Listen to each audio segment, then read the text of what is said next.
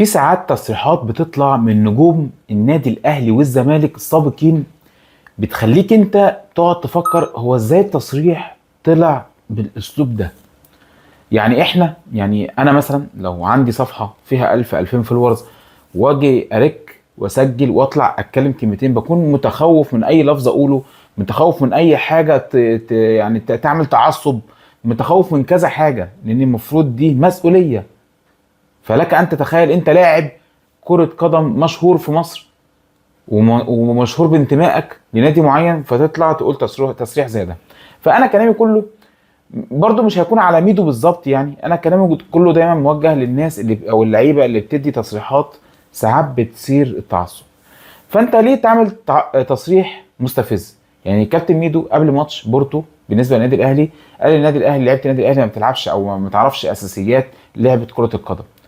بعد كده بعد ما الماتش خلص ولعيبه الاهلي عملت ماتش عالمي والعالم كله بقى بيتكلم عن الماتش ده واتعمل احسن ماتش، بدا الناس تسال ميدو تاني: ايه يا كابتن ميدو، طب انت كان رايك ايه في التصريح ده؟ فقال لا، ده هو بس الفيديو اتقطع منه، وانا ما كانش قصدي كده، انا كان قصدي مش عارف ايه. فلا يا كابتن ميدو، انت كان قصدك كده.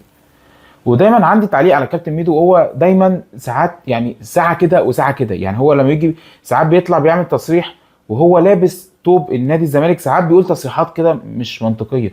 وساعات لما بيشيل خالص انتمائه لنادي الزمالك، ساعات بحس ان هو بيقول تصريحات فعلا محتاجه فكر وعلم وتركز في التصريح بتاعه، تحس ان هو تصريح فعلا، تصريح طالع فعلا طالع من لاعب محترف.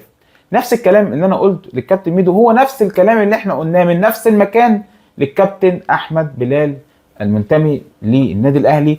طلع وقلل بقدرات لاعبي نادي الزمالك، وبعد كده استفز لعيبه نادي الزمالك، ولعيبه نادي الزمالك نزلت مع في كاس السوبر الافريقي قدام الاهلي، عملت ماتش سدت على الاقل قدام النادي الاهلي وخدت اللقب من النادي الاهلي فاحنا يعني من موقعنا هذا بحب اطلع اقول يا جماعه، يعني التصريح يطلع بحيث انت ما تستفزش اللعيبه بتاعه الفريق المنافس. يعني ولازم يكون التصريح ماشي مع مبادئك بالنسبه للكارير اللي انت فيه، او الوضع اللي انت فيه، او الكرسي اللي انت قاعد عليه. احترم منصبك، احترم منصبك. انا كده بحب